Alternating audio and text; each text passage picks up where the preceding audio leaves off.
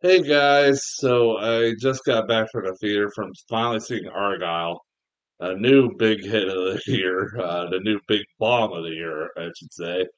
Uh, yeah, this was like I said, I was a movie that I kind of was looking forward to. Um, Leading up to this past week, I was looking forward to it because I was like, Matthew Vaughn.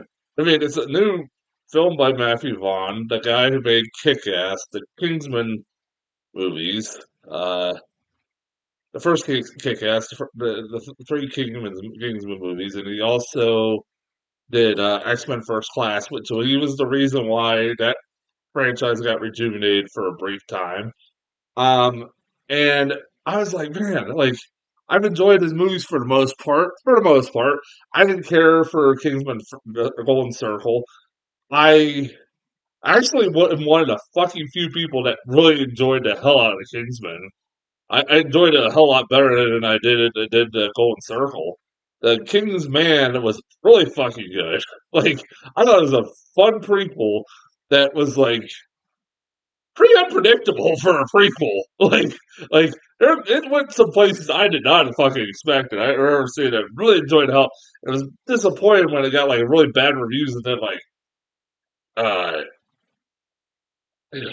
it bombed at the box office. So by the way, I just found out apparently, doing my research before the movie, that apparently there's a kick-ass sequel that's been secretly made. Okay, like that's weird. But anyways, this it's his first really uh, mainstream original story kind of movie. Like that he's not making it based off a graphic novel or a comic book. I know he's made movies before those movies, but I never got around to watching them. So he, so I'm like, okay, the trailers looked okay, and I thought, it's a decent talented cast. And then I was before this past weekend, I was hearing it's not very good. I'm like, okay, and I'm one of those people that like avoids reviews, so I don't shape my it doesn't shape my opinion. So I didn't really hear exactly why it was getting bad reviews. But I was like, okay, I'm kind of curious. But I was like, maybe it's not gonna be that bad. Maybe it's gonna be like the King's Man, where I'm like, I actually really enjoyed this compared to other people. Well, I hate to disappoint anybody, but I didn't enjoy this fucking movie one bit. I honestly, I'm not making this up. This movie is one of those movies that like I started out just kind of like, okay, this was just a really big disappointment. But as the movie got along, went along, I actually started to hate this movie. And I'll explain why in a little bit. First off, I did not know until like right before I bought my ticket that this movie is PG-13. I went in like until like right before I bought my ticket, thinking that this was a hard R comedy, like his normal movies like Kingsman and Kick Ass. And then I thought, oh, it's PG-13? Really? Okay. I'm like, and I'll get back to that in a second. But I was like, okay, well, that's fucking weird. Oh, here's where my problems with these movies a lot. This movie lies.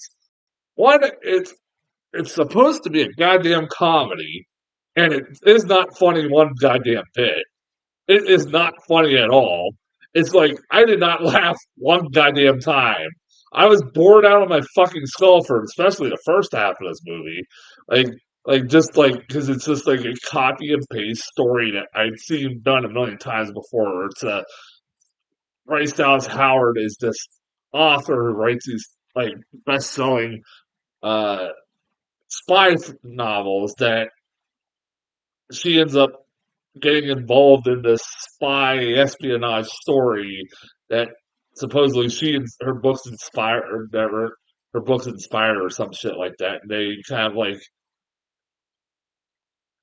uh they kind of like followed a similar storyline of what her books follow. And I'm like, okay, I've seen this before, and I was like, where have I seen this before? I was like, oh, that's a fucking Lost City. You remember that fucking movie from last year? It's the exact same goddamn thing almost.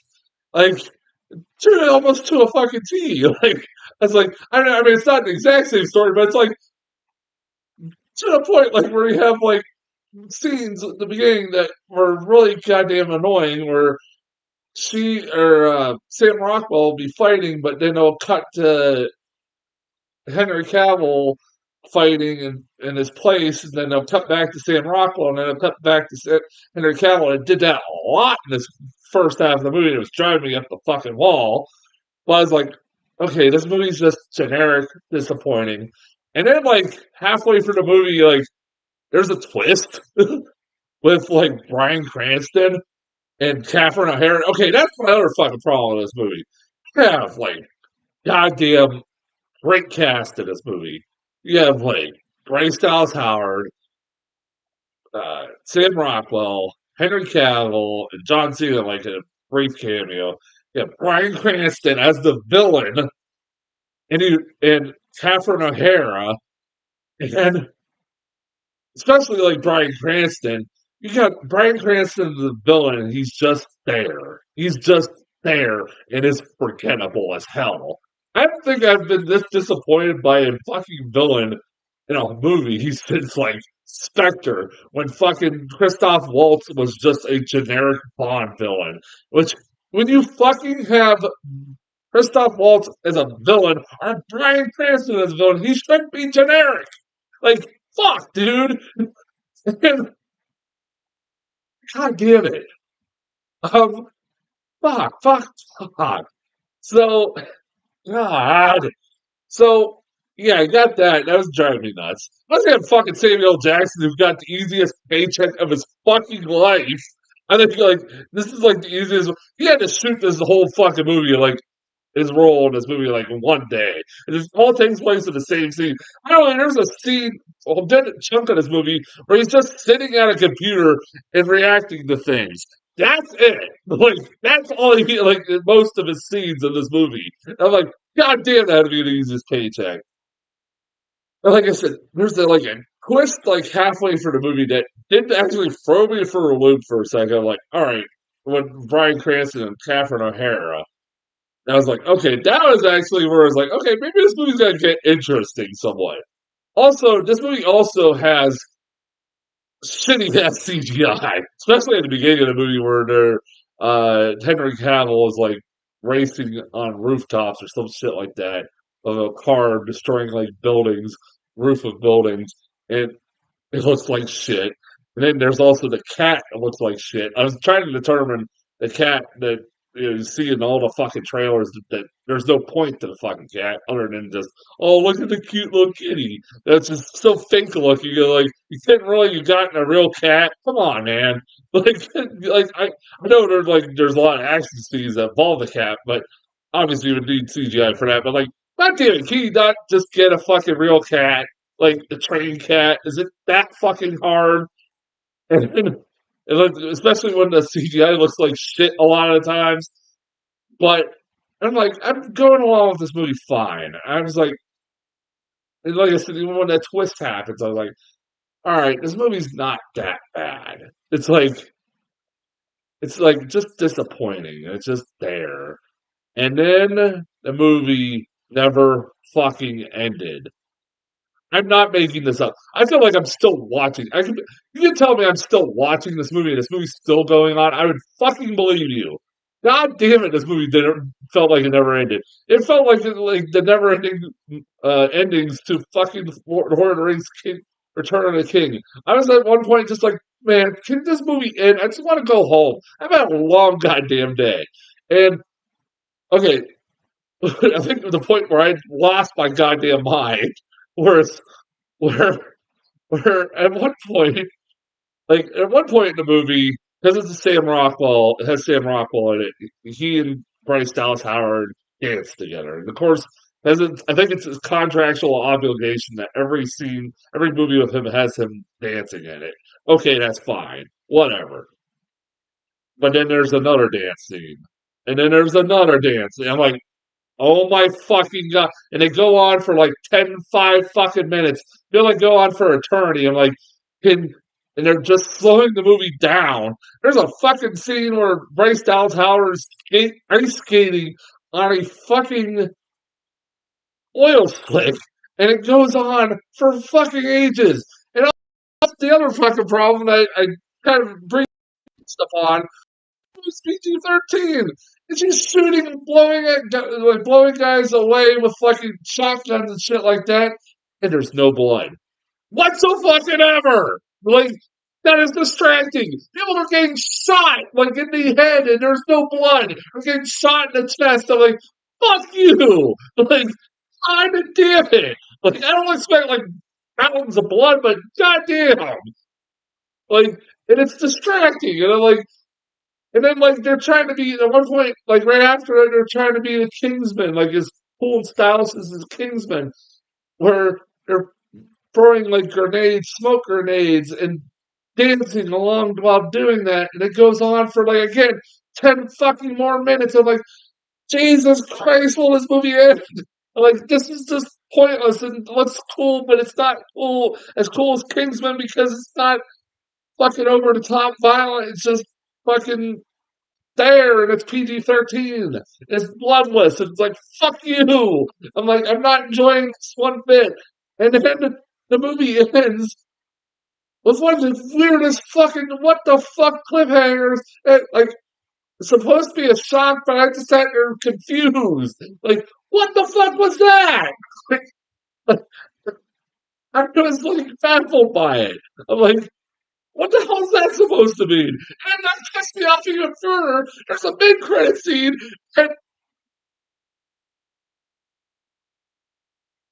there's a mid-credit. I'm trying not to spoil the movie for people. All right, there's a mid-credit scene where this movie has the fucking balls to set up a sequel, or no, sorry, prequel, and also tie into another fucking movie series, a way better movie series.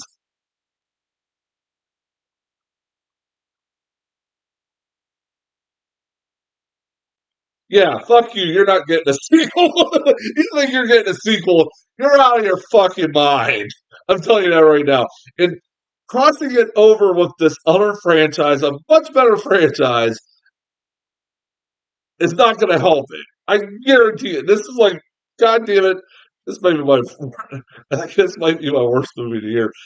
You know why I'm so angry about this movie? I think it was just like I felt like I was trapped in the theater rather than what made me angry. Hated this. I kind of hated this movie. The more I thought about it, the more I kind of hated this movie. Like, God damn it! Like that big, like, I can't.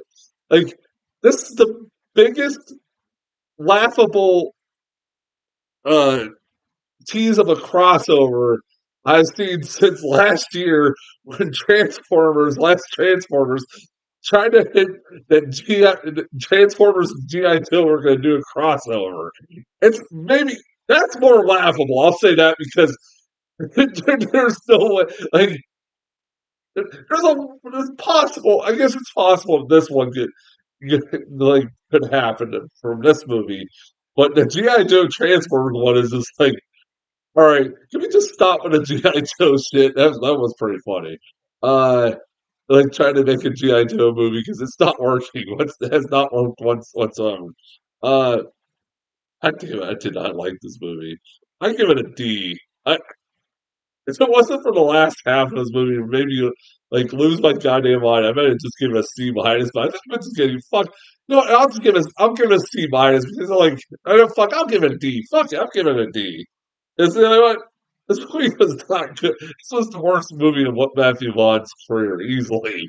Like, sucks, man. Because I like Matthew Vaughn. I still see some horror movies, but man, this was definitely a fucking downer as far as his other movies. Man, that's my longest review in a while. I usually do these reviews along, they're like 6 minutes. Well, that didn't happen this time because I have a lot to talk about with this thing. So yeah, that's as far as Argylle. I forgot to mention what was my last review? Oh, Scrambled. I didn't give my grade for that. It was like a B. I would give it a B plus. Yeah. So, but yeah, D for fucking Argylle. Don't go see Argylle. Go watch Scramble. Go see something else. That's as far as that goes. Uh, This weekend is Lisa Frankenstein is the only new major release. And also they've been doing a Pixar re-release of movies that weren't put out in the theaters, put on streaming. This weekend we're getting Turning Red, which I've never seen, so I'm gonna review it for the first time, and it'll be the first time I've seen it. I've heard a lot about it, but I haven't seen it. But so I'll have a review for both those this weekend. And until then, I'll talk to you guys later.